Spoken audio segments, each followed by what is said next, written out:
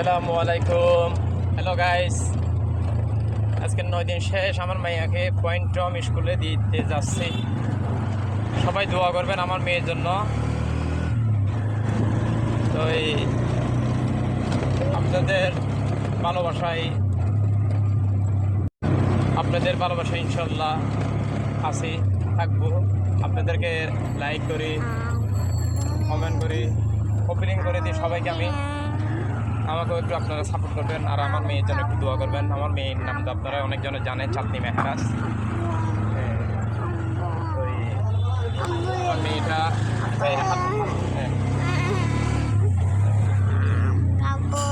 দোয়া করবেন সবাই গাইস। এই হয়েছে কামনা, সবার জন্য দোয়া থাকলো।